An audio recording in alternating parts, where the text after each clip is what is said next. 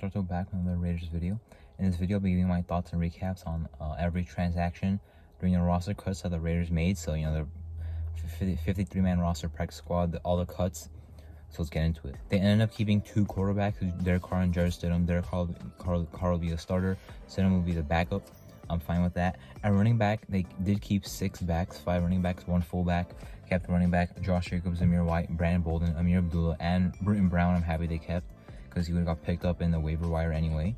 And then they kept, of course, fullback Jakob Johnson. So really good running back depth. The roles, I don't really know what would happen there, because Josh Jacobs, Zamir White, Britton Brown, all kind of power backs. Brandon Bolden and Amir Abdullah kind of receiving back. So I don't know what would happen with the roles. I think Brandon Bolden would probably be playing more than Amir Abdullah. I think Jacobs would be playing more than Zamir White. I think Zamir White would be playing more than Britton Brown. But we'll see how it shapes out. I don't know if all these guys will be on the team by the end of the season, to be honest. At tight end, they kept 3 guys: Waller, Moreau, and Jesper Horsted. Of course, Waller and Moreau. However, Jesper Horsted, even though they kept him, I think he was the best out of Hollister, Bowers, and Fotheringham. But I am surprised they kept him, because he's more of a receiving tight end, and they already have 2 really good receiving tight ends. So they kept the third guy, probably the best option from who they had. But he's just another receiving guy, but he was pretty good at that in the preseason. They kept 5 receivers: Devontae Adams, Hunter Renfrow, of course, Mac Hollins. It looks like he'll be the wide receiver 3, and Tyron Johnson looks like he'll be the wide receiver 4. However, they kept DJ Turner as the wide receiver 5, special team guy. I'm not much confident in him as a receiver. They cut Keelan Cole, which we'll get into later. But, they kept DJ Turner over Cole. And DJ Turner is probably going to be maybe punt returning, maybe kick returning, maybe both, maybe one of them. We'll see, but I'm not really confident in him as a receiver. On the O-line, they kept 8 guys instead of 9, which it looks like most people thought they would do. Of course, Colin Miller, John Simpson, Andre James, Lester Cotton, Tremaine Illuminor, Darren Munford. They did keep him. I doubted it for a second that they would cut him, but because he was kind of hurt, but it still would have been illogical. Of course, they kept them, and Dylan Parham, obviously, and Jackson Barton, who I was surprised that they kept. I think Illuminor will probably start at right tackle. Could play right guard, could play left tackle, but anyway, that would be kind of like a backup to Miller. And then I think Simpson, Cotton, and Parham will be fighting for the guard spots. Jackson Barton maybe can play guard, maybe can play tackle. He late in the preseason was playing guard, but I think he's more of a tackle. And then I think I mentioned everyone, and Munford right tackle as well. So yeah, still some battles that still need to happen before week 1 gets here. And once it gets here, whoever is starting out there at week 1 and the line, I think we'll still have to fight to keep the role in the upcoming weeks of the season. Now on defense, on the defensive line, at the defensive end spot, they kept 5 guys. Crosby Jones should be a great passer duo. Malcolm Koonce should be a great third rusher. Sean Bauer they had to keep after his great preseason. And Cleveland Farrell, who they kept. They can play 3-4 defensive end, 4-3 defensive end, and 4-3-3 technique. I like his versatility, but I don't think he'll do much this season. I think Bauer will play over him, but Bauer's more of a, pass rush guy anyway, so maybe they'll need Farrell to be like their 3rd best run stopper besides Crosby and Jones. At defensive tackle, they kept 6 guys. Hankins starting nose tackle right there. Lon Nichols starting 3 technique. Neil Farrell Jr., who changed back to his college number of 92, is the 2nd best nose tackle. Andrew Billings, I expected they'd keep him, but I think he's not a nose tackle, so they have 3 nose tackles. I'm not a fan of Billings, but I guess they kept him. Matthew Butler, who also changed back to his rookie number 73. And then they kept the 6th guy, Vickers. Matthew Butler didn't have a very good preseason, and I heard that they weren't confident in how he did in preseason.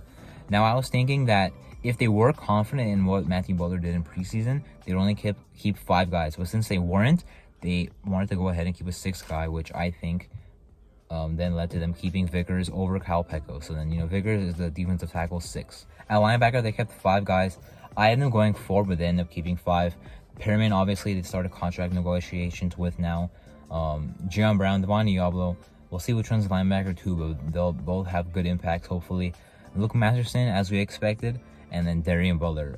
Darian Butler, I don't think was very good in preseason, to be honest. I didn't think he deserved the 53-man roster spot. but I think Luke Masterson is above him anyway at the linebacker 4 spot. Now they also tried out Reggie Ragland and Alec Ogletree, who both used to be with Patrick Graham. Reggie Ragland on the Giants last year, Alec Ogletree on the Bears last year actually looked pretty good, even though he was pretty bad with the Rams before, and I think he was bad with the Giants as well. But yeah, and then at corner they kept 5 guys. We'll get into the guys that they didn't keep, but for now I have to mention who they did keep. Rocky Sean should be an outside starter. Anthony Averett, I'm hoping isn't. Well, I mean, I wanted him to be corner 3, but I guess now I'm hoping he's an outside starter. Nate Hobbs, obviously, I'm hoping he's a slot starter. They kept Amik Robertson, who can play both outside and slot. Sam Webb changed to number 27. We'll get into who the former number 27 was, but Sam Webb is an outside corner. And then, now my thing with the top 3 corners, of course, I'm fine with. But my problem really is I think this team might regret putting this much faith in their corner 4, Amik Robertson, and corner 5, Sam Webb. Amik Robertson hasn't been given in 2 schemes, and outside and slot in preseason or the regular season his entire career. And well, 2 preseasons, because 2021 and 2022 there was no 2020 preseason.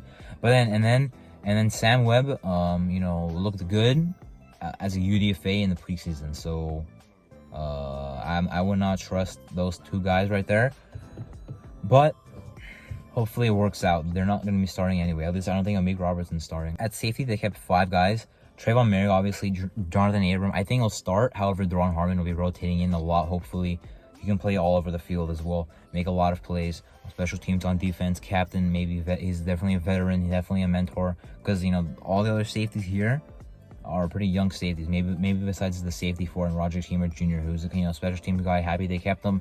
And then I was very surprised to find out that he kept. Not exactly. I wasn't surprised that they kept the 5th guy, even though I had them keeping 4. I was surprised that the 5th guy was Isaiah Palamau. Now, sure, he was promising, but I don't think he looked very good in preseason. I thought they put him on the practice squad, and he's on the active roster. I don't think he'll play much on defense. Should be a special teams guy, but we'll see. Obviously, on special teams, Daniel Carlson, AJ Cole, Trent Sieg are, in my opinion, the best kicker, punter, long snapper duo. I don't know who else would compete with that, but all of them are basically Pro Bowlers.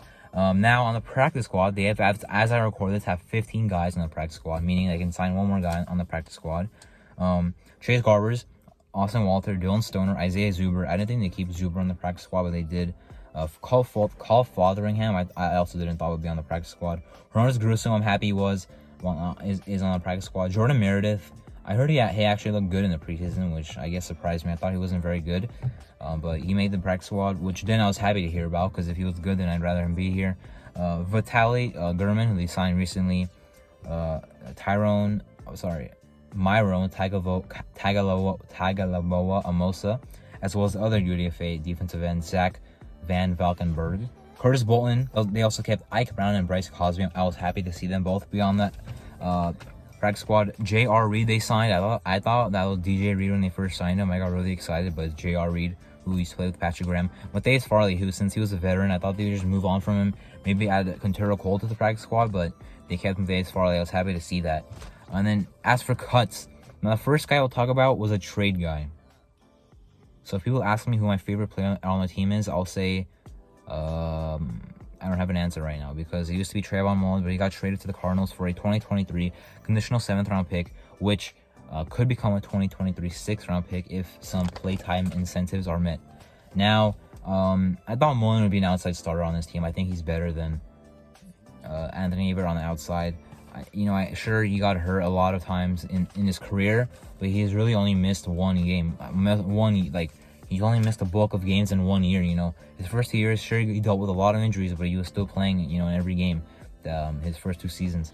Last season, I guess, he had a big injury, but I don't think he's an injury-prone guy. But and I think he's good too on the final year of his contract. But man, I was expecting a good year from him. I was not a fan of this trade. I almost cried in my Spanish 3 classroom. The second thing that I saw that really surprised me was Darius Phillips getting cut. I thought he was a lock as corner 4, but apparently not. Could have played slot, could have played special teams, could have played outside.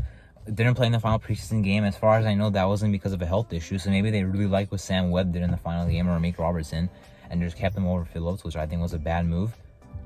But Darius Phillips is cut. He's on Denver now on their active roster. So another team thought he was good enough to put him on their active roster. Denver has a pretty good secondary, so maybe they think that he's good enough to be on it. I mean, they do. He's on their active roster, but maybe we didn't. I don't know. I think he's better than Amik Robertson and Sam Wade. They also waived Alex Leatherwood, who's now on the Bears. They lost a lot of money by waiving him. Lost less money than they were supposed to when Leatherwood got picked up by the Bears. Now he's on their practice squad. So Leatherwood's done. I would have thought they'd put him on the practice squad as a guard, but I guess not. He's officially off the team after 1 year. It was a bad year. It was a bad draft pick. Gruden and Mayock, it's kind of like, how in baseball, when a pitcher gets put off the taken off the field, however, there's still runners on base. Those runners on base still count. Even though new pitchers coming in, whatever happens to those runners will still count towards the pitcher, right? So if those runners get a run, then that would count as a run given up by the guy who went off. So my analogy here is, Gruden and Mayock aren't on the team anymore, and they didn't cut Leatherwood, but they drafted Leatherwood. So this cut still makes, and him playing bad in the preseason still makes Gruden and Mayock look bad. That this was on their fault, not this is their fault, not the new schemes. I'm trying to say. So anyway, he's gone. Bam Olaseni, unfortunately, they did put him on the practice squad. I like that. They cut him off the practice squad. I did not like that. Keelan Cole, I thought he was the receiver 5, but to be honest, I guess he's kind of similar to Mac Hollins and Tyron Johnson.